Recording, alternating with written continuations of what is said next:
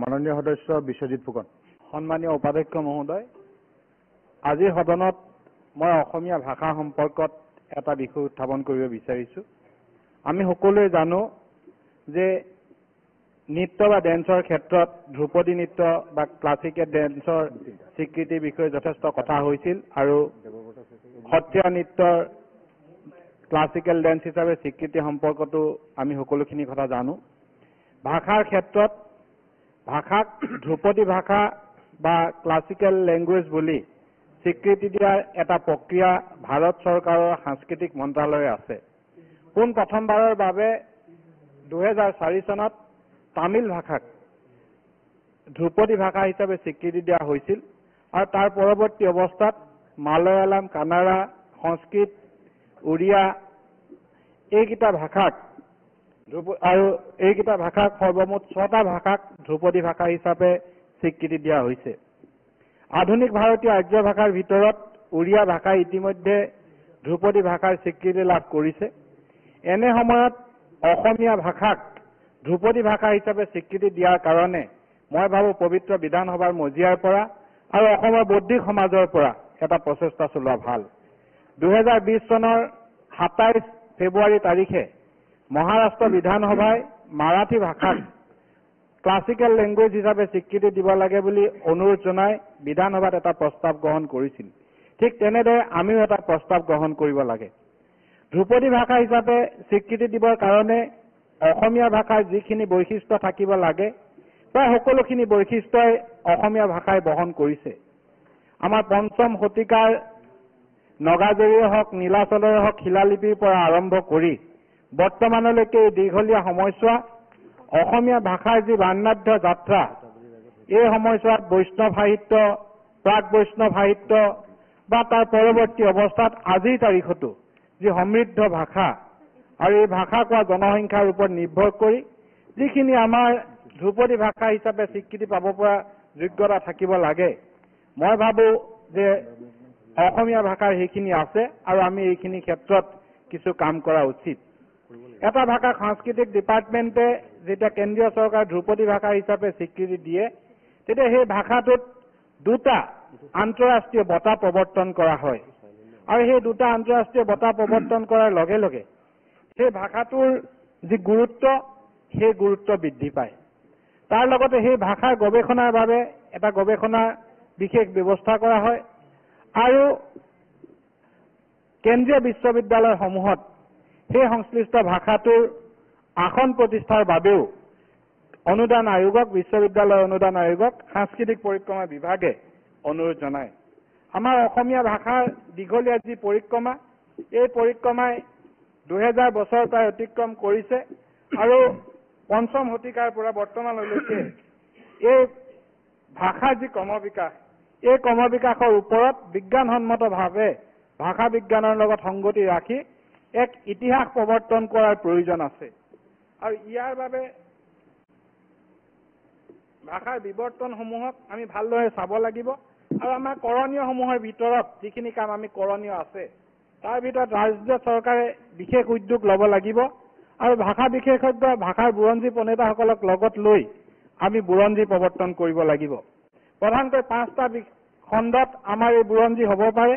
যে প্ৰত্ন অসমীয়া ভাষা বা উদ্ভৱ কালৰ পৰা ভাষাৰ যি ইতিহাস, সেই ইতিহাস দ্বাদশ শতিকালৈকে আমাৰ আৰম্ভণিৰ যি ইতিহাস, বিশেষকৈ শিলালিপি, মুদ্ৰা ইত্যাদিত যি আমাৰ ভাষা আছে, সেই অসমীয়া ভাষাৰ ওপৰত দ্বাদশ শতিকালৈকে প্ৰথম খণ্ডত আলোচনা হ'ব লাগে। দ্বিতীয় খণ্ডত ত্ৰয়োদশ শতিকাৰ পৰা ষষ্ঠদশ শতিকালৈকে প্ৰাচীন অসমীয়া যি ইতিহাস, এই ইতিহাসৰ ওপৰত দ্বিতীয়টো খণ্ড হ'ব লাগিব, যিটো খণ্ড হ'লে আমাৰ ভাষাৰ ক্ৰমবিৱৰ্তনৰ সম্পৰ্কত আমি ৰাষ্ট্ৰত প্ৰতিষ্ঠা কৰিব পাৰিম। আৰু মধ্যযুগীয় ভাষাৰ ইতিহাসক যদি আমি তৃতীয় খণ্ড হিচাপে ধৰোঁ, এই মধ্যযুগীয় ভাষা খণ্ডটোত আমি ব্ৰিটিছ শাসনৰ কালছোৱাত আমাৰ যি ভাষাৰ বিৱৰ্তন, ভাষাৰ যি উত্তৰণ, ভাষাৰ যি চৰ্চা, সেইখিনি আমি হাতত ল'ব লাগিব। চতুৰ্থ খণ্ডটো আধুনিক অসমীয়া ভাষাৰ ইতিহাস বা 19বিংশ শতিকাৰ পৰা স্বাধীনতাৰ সময়লৈকে আমি হাতত ল'ব লাগিব আৰু 5ম খণ্ডটো আমি অসমীয়া ভাষাৰ লিপিৰ যি ইতিহাস আৰম্ভণি কালৰ পৰা মই পুনৰ কৈছো যে নগাজৰি খনিকৰ গাঁৱৰ শিলালিপি নীলাচলৰ যি শিলালিপি এই শিলালিপিৰ পৰা ধৰি বৰ্তমান সময়লৈকে আমাৰ যি লিপিৰ বিৱৰ্তন এই লিপিৰ বিৱৰ্তনক আমি এটা খণ্ডত ল'ব লাগিব মই বেছি দীঘলীয়া ক'ব বিচৰা নাই এটাই অনুৰোধ কৰোঁ যে অসমীয়া ভাষাক আন্তঃৰাষ্ট্ৰীয় পৰ্যায়ত অধিকভাৱে বিকশিত কৰিবৰ বাবে অসমীয়া ভাষাক কেন্দ্ৰীয় চৰকাৰৰ সাংস্কৃতিক মন্ত্ৰালয়ে ক্লাছিকেল লেংগুৱেজ হিচাপে স্বীকৃতি দিবৰ বাবে সপ্তমটো ভাষা হ'ব লাগে আৰু ইতিমধ্যে যেহেতু আধুনিক ভাৰতীয় আৰ্য ভাষাৰ উড়িয়া ভাষাই ক্লাছিকেল লেংগুৱেজৰ স্বীকৃতি পাইছে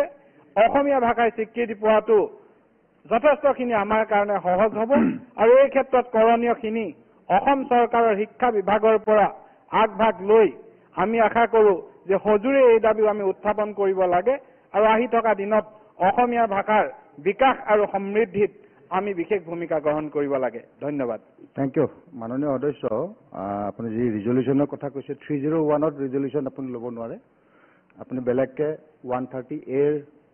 ৰুলত আনিব লাগিব না এইটো 301ত আপোনাৰ ৰিজলিউশ্যন নাহে মাননীয় মন্ত্ৰী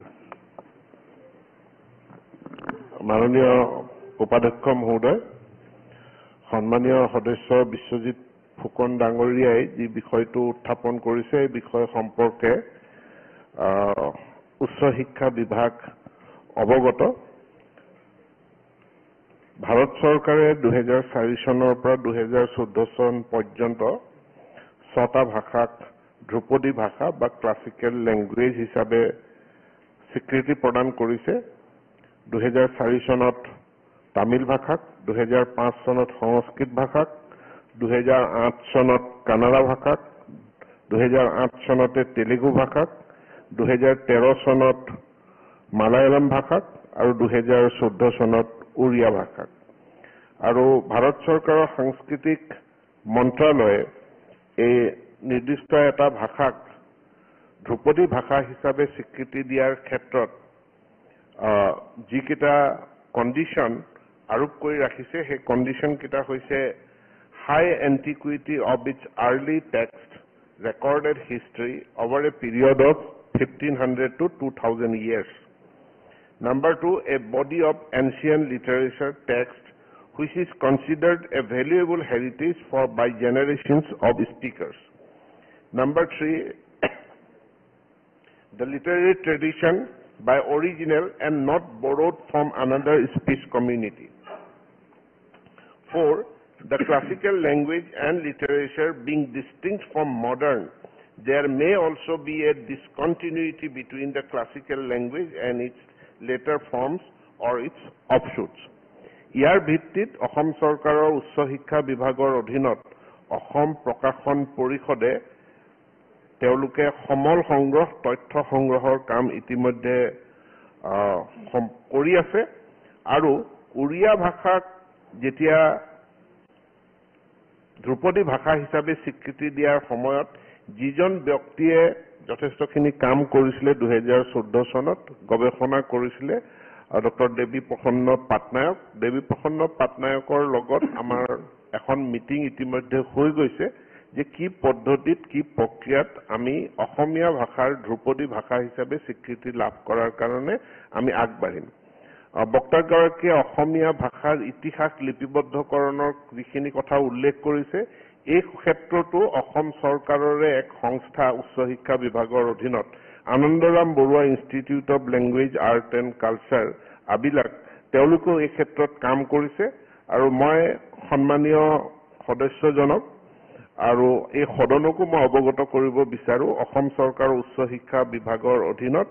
Anandaram Baruah institute of language art and culture আৰু অসম প্ৰকাশন পৰিষদে যৌথভাৱে অসমীয়া ভাষাৰ ইতিহাস লিপিবদ্ধকৰণ ইয়াৰ কাৰণে ধ্ৰুপদী ভাষা হিচাপে স্বীকৃতি লাভ কৰাৰ কাৰণে যিখিনি তথ্য সমল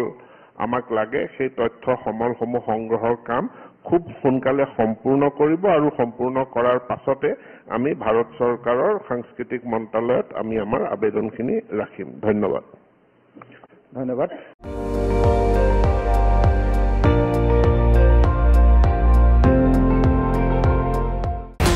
আপুনি চাই আছে ND24 সৰ্বশ্ৰেষ্ঠ নহয় সৰ্বোত্তমৰ দৌৰত।